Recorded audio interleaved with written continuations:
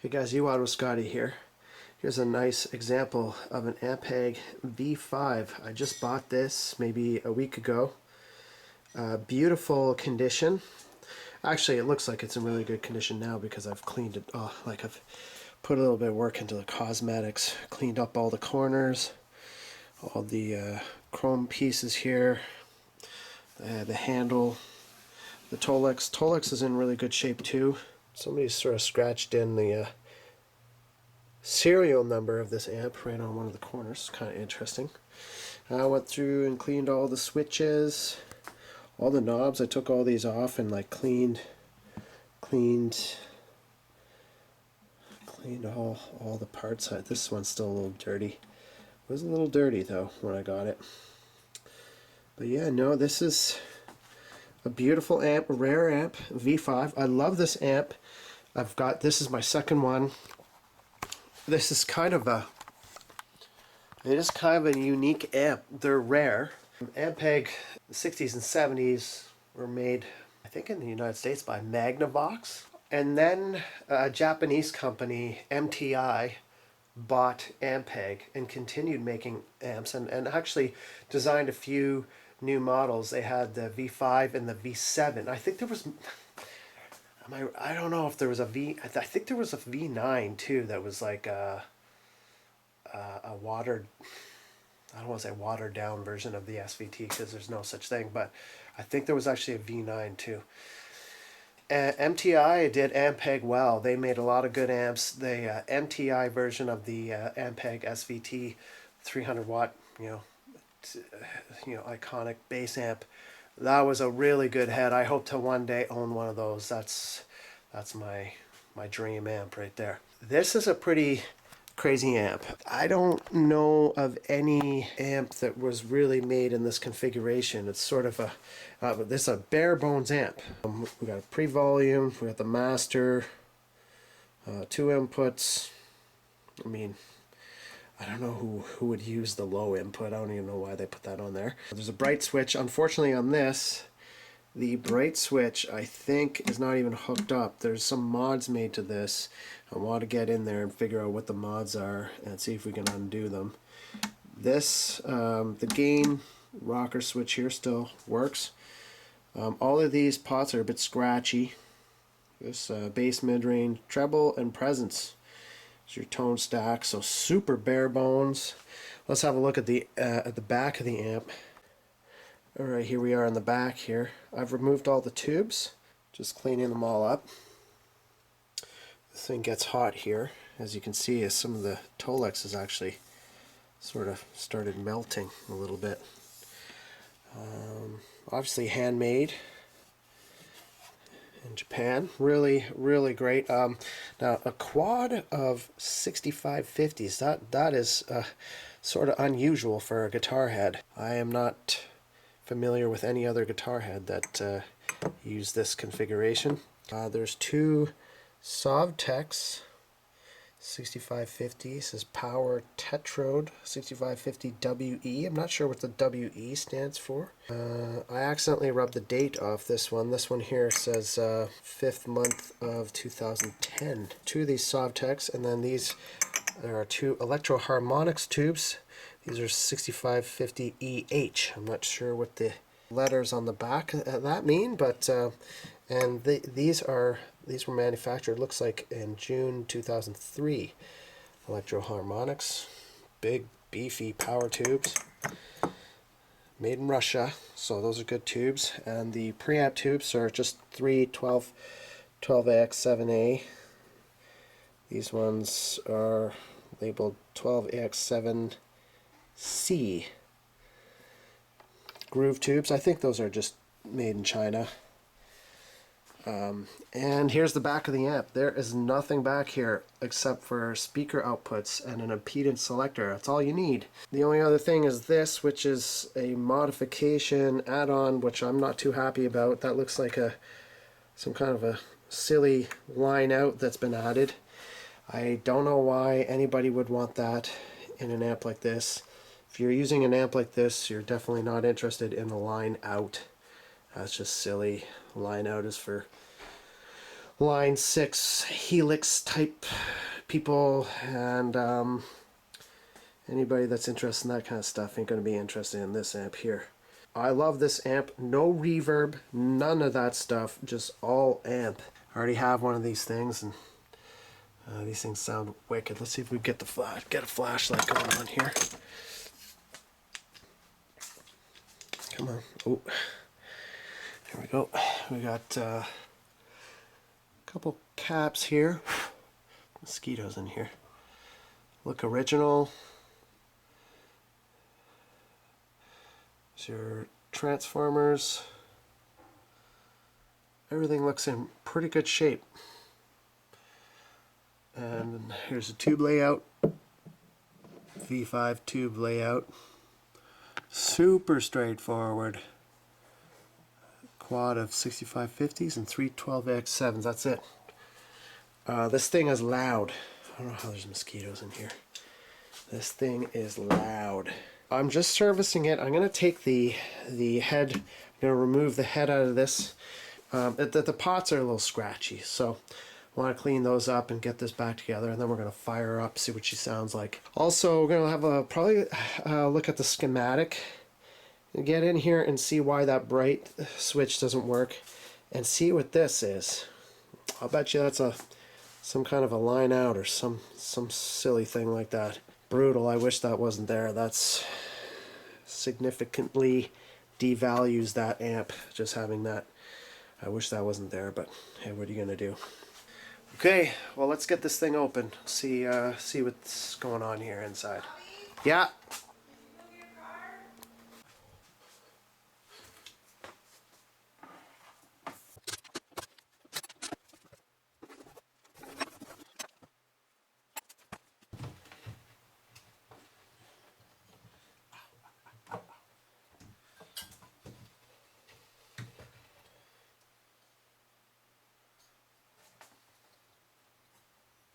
Wow, that is it, eh?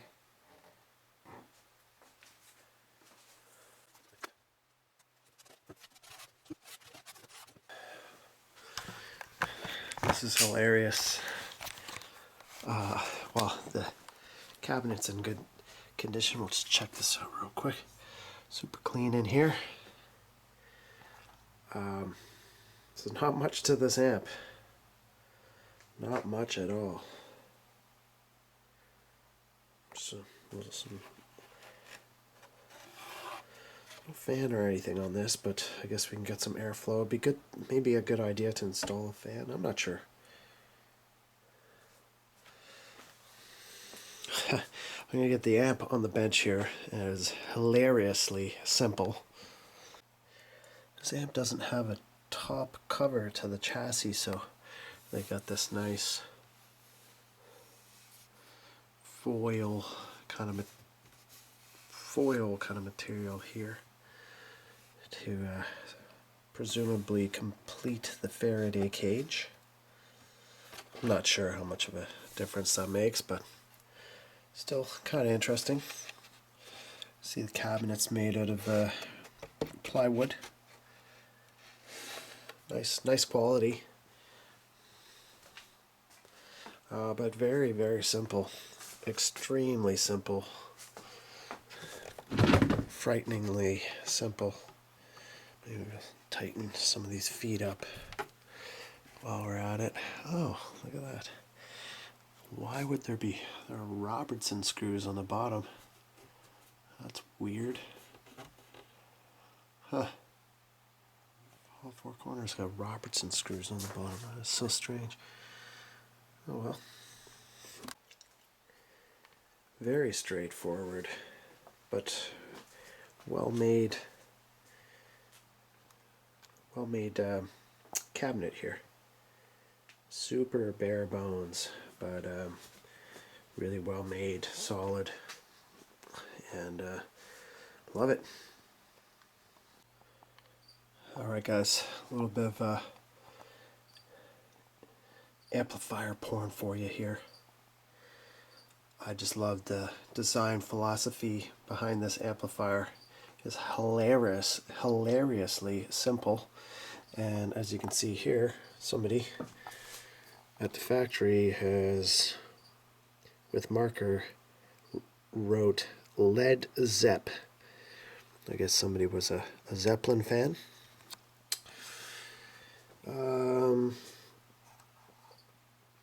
Nicholson, got some good quality components in here. Nicholson, these Nicholson caps here. Looks like some pretty heavy duty resistors, not much to it. Here's your rectifier here.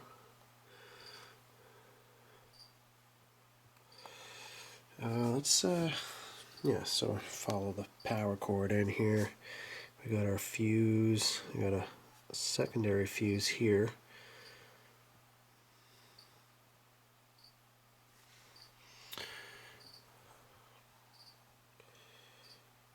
Screen grid or screen resistors, 5-watt resistors. Everything looks to be in good shape.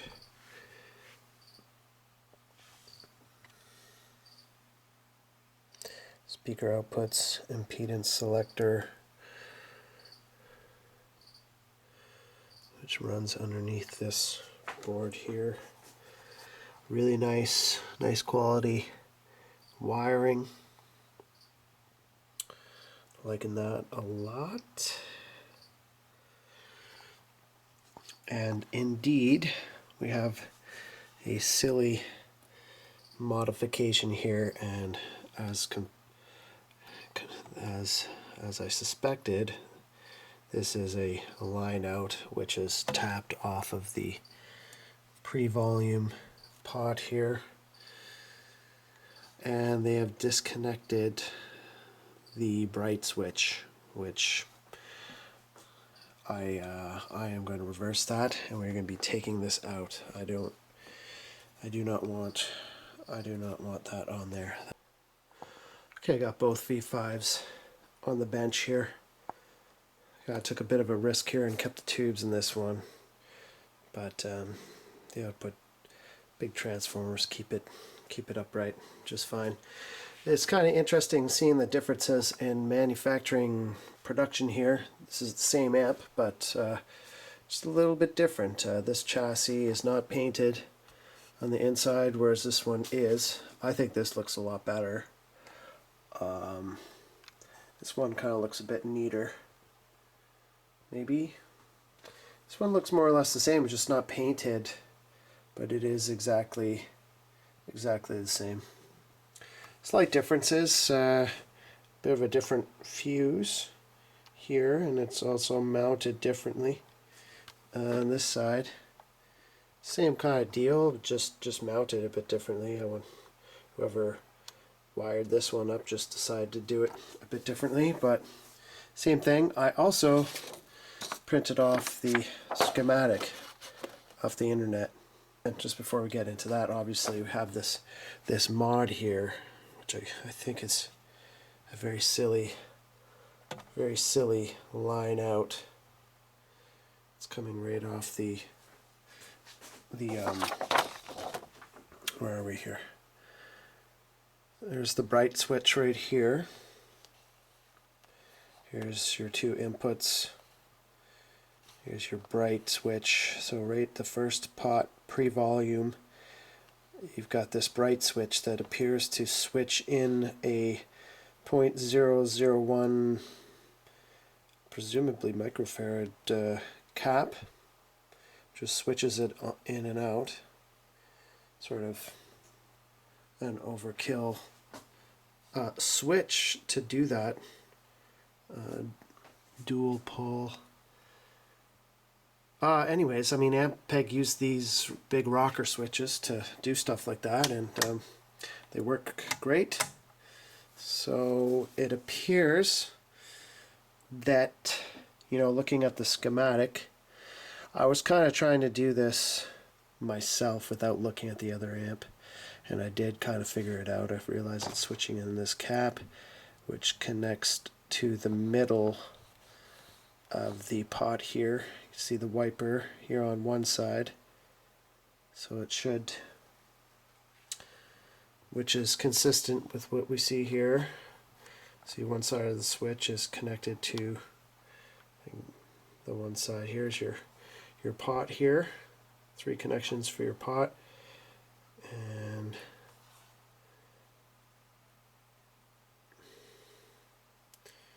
so it's on one side, and then it should be hooked into the middle. And there is a little cap. You can't see it, but there's a little cap tiny little cap underneath there, which makes sense.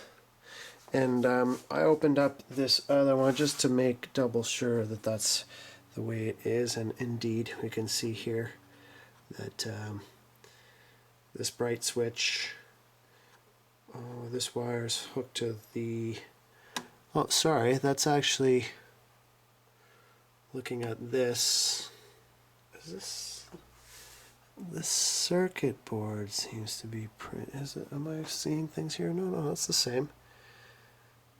No, yeah, that is, I'm just seeing this, yeah, so that, interesting, okay, I see what's going on there. That is actually hooked to one side, okay, yeah, okay, that makes sense.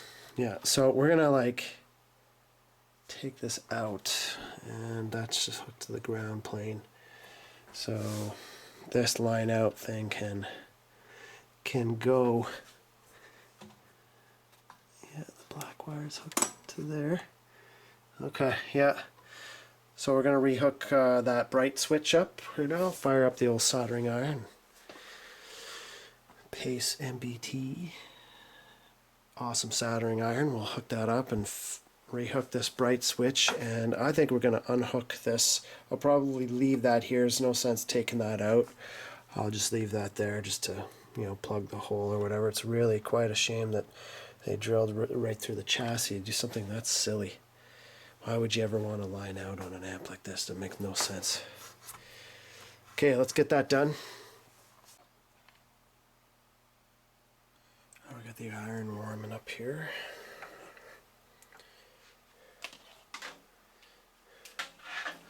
So we're going to reattach that to there.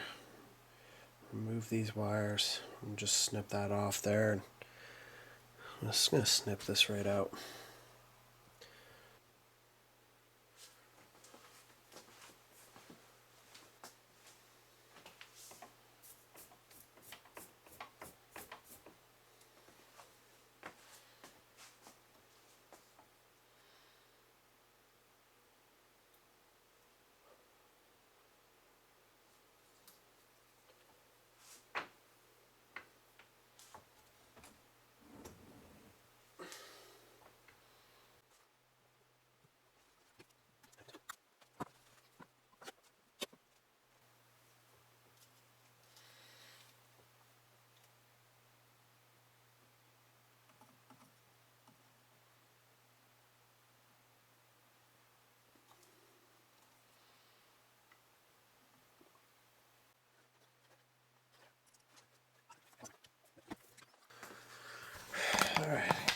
see what's going on here. So yeah, that cap is actually the little cap is actually installed on the other side of the board between these two traces here, and then it's switched in through the switch through here, switched in through here, comes up to the switch makes contact and throws it in the circuit on this pre-volume. So that's back in now. Hopefully that works. And then we removed this line out thingy. I just kept that in there just to plug the hole. And other than that, that should bring this amp back to factory. I don't really know why. Anyways, yeah, I'm glad that's out of there. Let's get these back together. The only other thing that I got to do is got to put some pot cleaner, and for that, of course, we use some tuner control lubricant, Next Tech tuner control lubricant. So we'll do that on both amps just to clean the pots up. And yeah, beautiful schematic here. I might have this framed and put in my bedroom. Not even joking. That's a thing of beauty. Okay, I'm going to put some pot cleaner in these pots, and we're gonna button things down and see if she runs.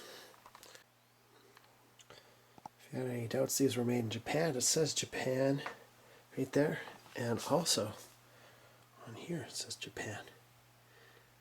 And pretty cool that somebody in a factory took liberties to write Led Zepp there. That's pretty cool. I wonder who did that. Be pretty cool if whoever did that was watching this video. Anyways, doing good here. Alright, I'm just trying to look at this schematic and follow things through the amp here. We've got the mains coming in, chassis ground, and then we've got hot and neutral going to one side of the transformer through the switch, which has a neon lamp in it, through two fuses. We can see that happening here.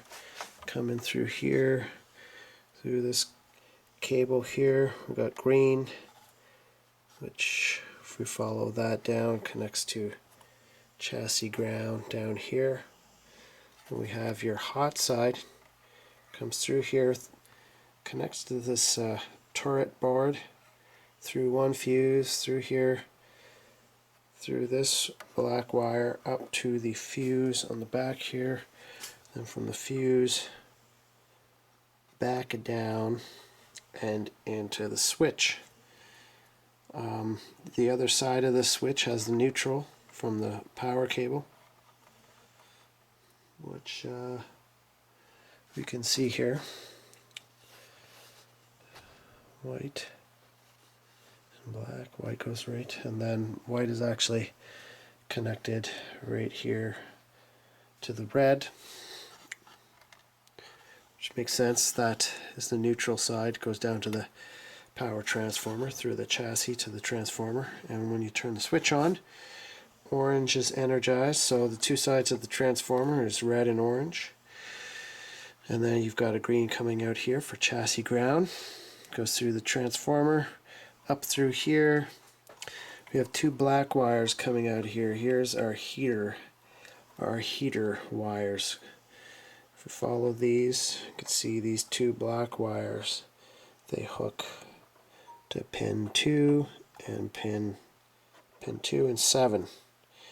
And from there, you see we have light blue and dark blue, and that 6.3 volts here is going to feed all the heaters for all the tubes. You can see pin 2 and pin 2. And over here, everything's fed through here. So pin 2 here, and we follow this along, and our 3 preamp tubes have all these heaters just all chained together, and then we have the dark blue. See all the heaters for the tubes with the dark blue. That's where our 6.3 volts came in from the output transformer right there. Dark blue, dark blue. So all of our heaters, which if we look at a schematic, they never really bother drawing in the heater circuits. Just sort of known. So here was our orange and red mains come in, and then one little bit of this. Actually, it's AC. The heaters are actually AC. 6.3 volts AC. Step down to 6.3, and then on the secondary side of this transformer, we should have blue and blue. Blue and blue comes out, and that is our main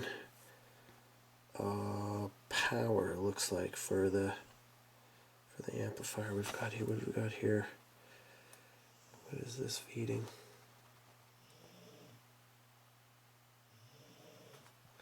$160 volts. This feeds the. Let's see, we've got 160 volts. No, what is this? Let's see here. What do we have here? White and green. Goes to chassis ground. That's interesting. Chassis ground. That's weird. Comes up here. Seems to be feeding our grids. Let's follow this. Feeds the grids here.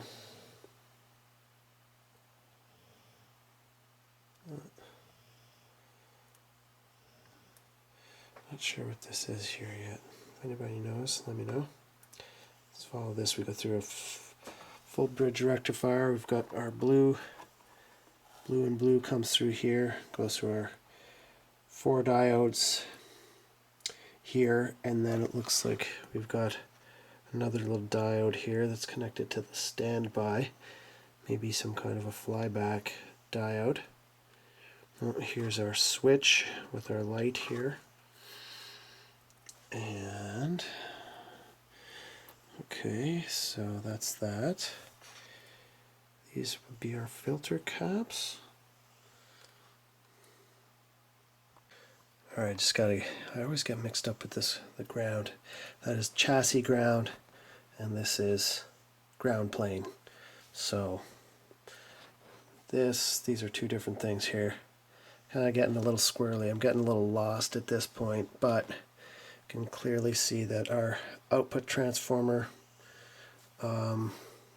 with our impedance selector here, you can see 16 ohm, 8 ohm, 4 ohm, which is our selector switch here, right here.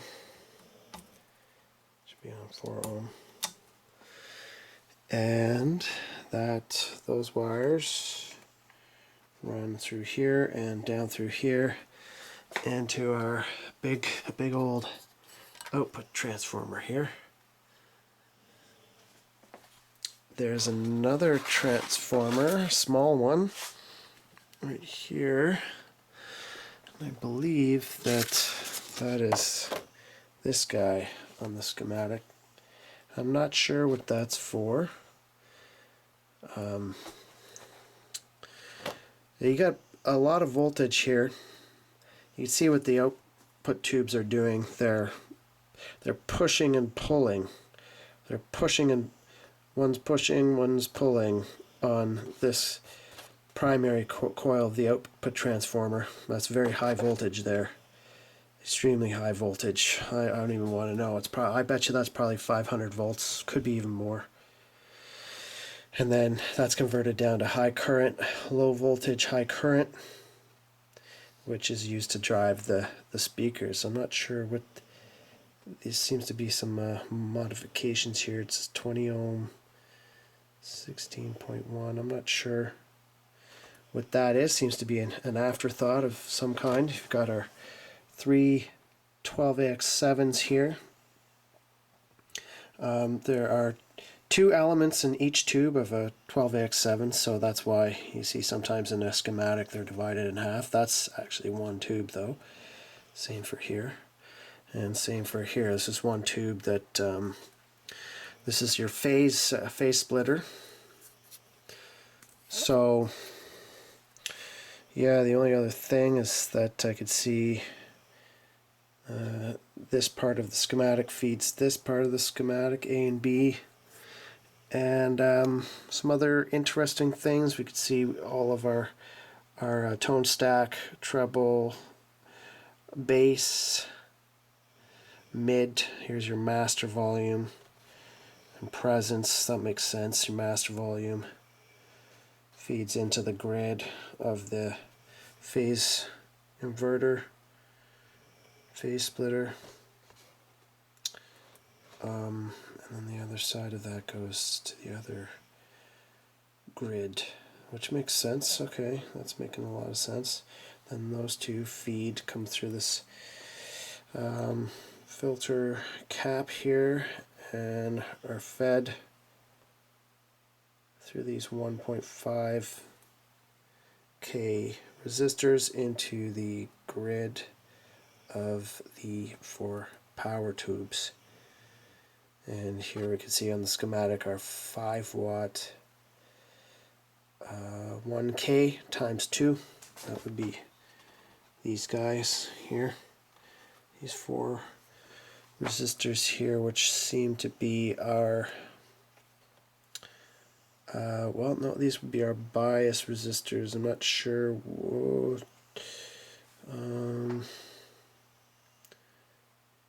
Yeah, the 6550. I'm not entirely sure how that tube is set up, but it would seem to me that those are the collectors. Okay, so what are those doing? That is coming from here, and that is coming from there. Okay. Alright, so look at this schematic a little bit more, but it's pretty straightforward. Just gotta probably look at this a little bit more. Yeah, I'd love to be able to someday, make my own amplifiers and stuff. I'm not quite there yet. I sort of know what's going on, but yeah, a lot of studying to do. I feel like studying for my ham radio license is really helping out with this kind of stuff. Anyways, that's cool. Yeah, it'd be really cool, really fun to kind of make a clone of these amps one day. I don't know. I've got 2, so I don't know. Let's get these things closed up and downstairs. So you're really itchy, aren't you? I gave you a bath. You just got your cone off. You coming over to see me? Oh, you had a big day, huh? Oh.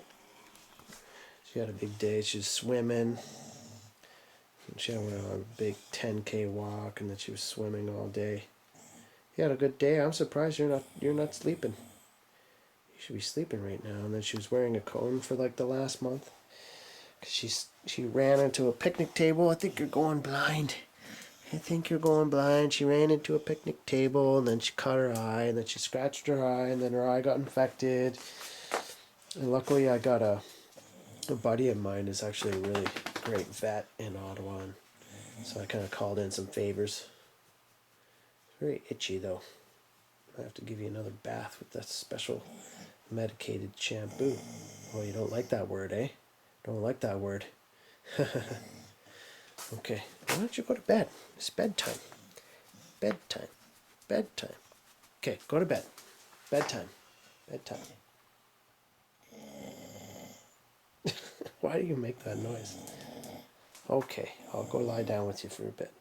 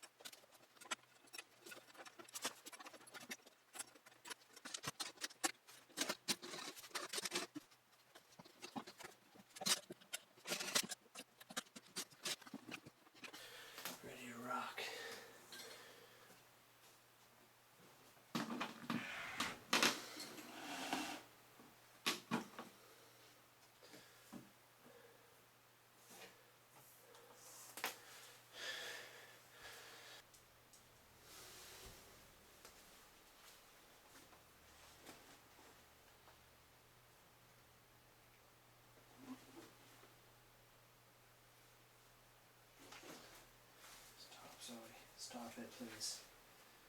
Please stop. Please stop. You can leave me alone, okay? You can leave me alone for a little bit. Okay. You can leave Daddy alone for a bit, okay? I'm trying to do stuff. I'm trying to do stuff, okay? I'm trying to do stuff.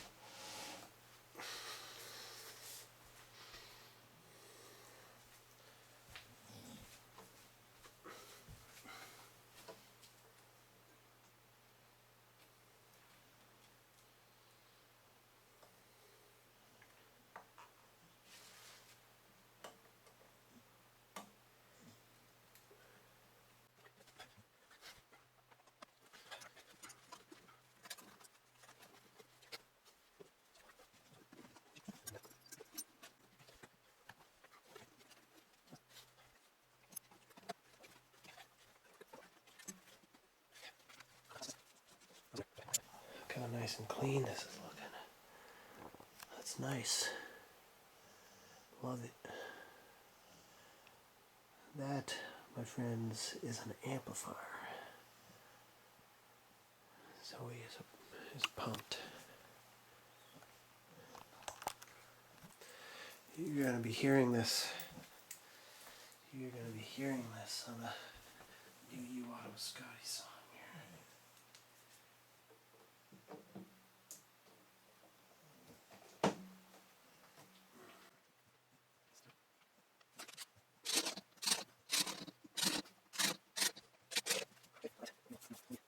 Just so nice, so nice.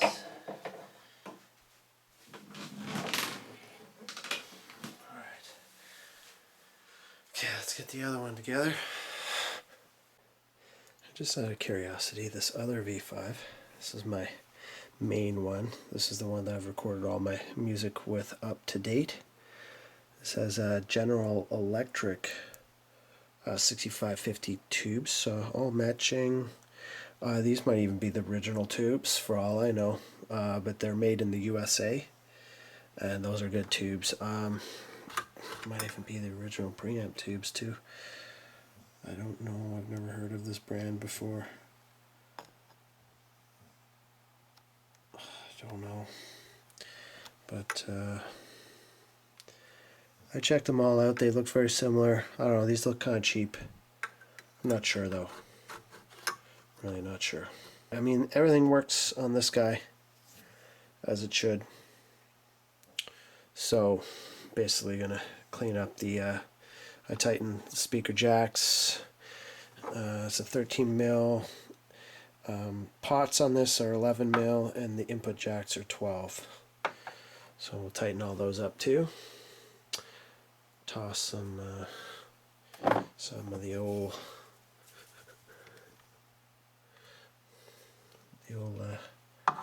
tuner control lube.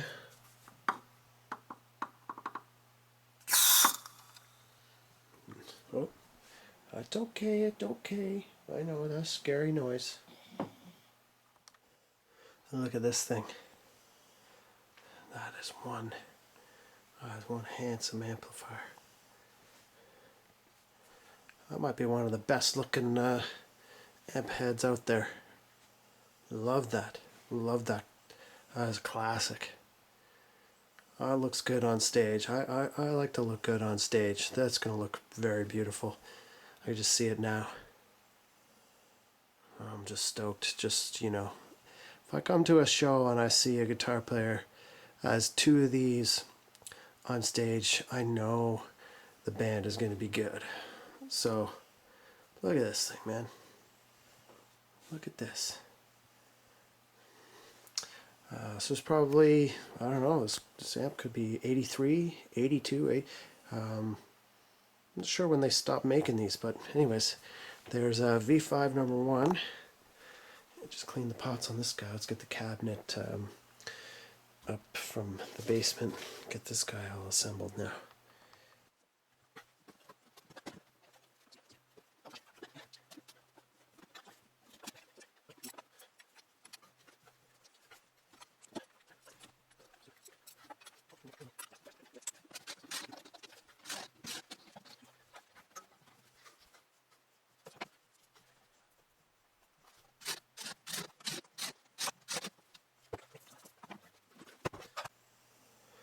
Alright, here's V5 number 2. It's always helping. Here's V5 number 2. This one I don't think is in as good cosmetic shape. Still looks great though for the age. A couple scuffs here on the front plate.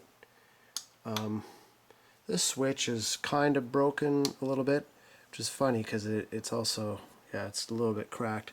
I wonder if I could replace that. It'd be really hard to find a switch just like that. But I'm very gentle with it.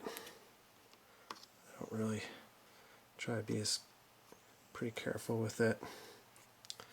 Anyhow, these two ladies are ready to be put into service, and it's pretty late.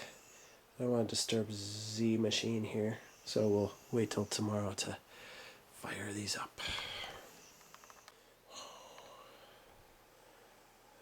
Z machine, Zoe, Caesars.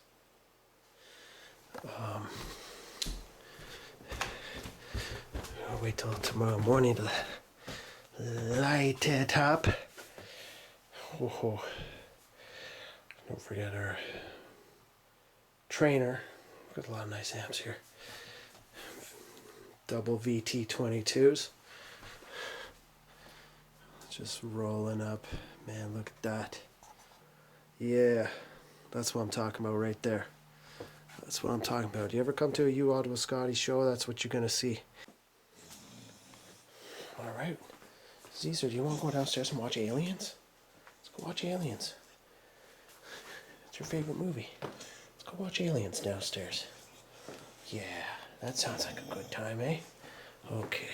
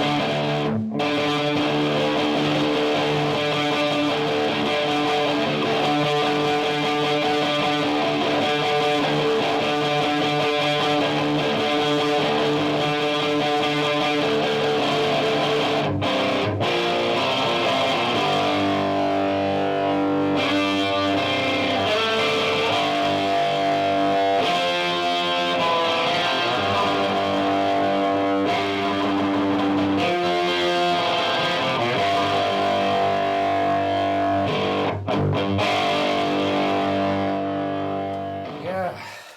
Okay. Shit, dude, this is a nasty girl. Hope you guys enjoyed that. He's having a lot of fun there. Too much fun on this thing. I could play this thing all day, just mess around on this thing all day. It sounds absolutely not of this world, and I'm almost hesitant making these videos because you know, I feel like I'm gonna like drive the price of these things up or something. But the reality is, nobody really plays like you out of Scotty anymore. I don't know. In this modern puss cake era of rock music, there's no local bands going out and rolling in with something like this and just cranking it up.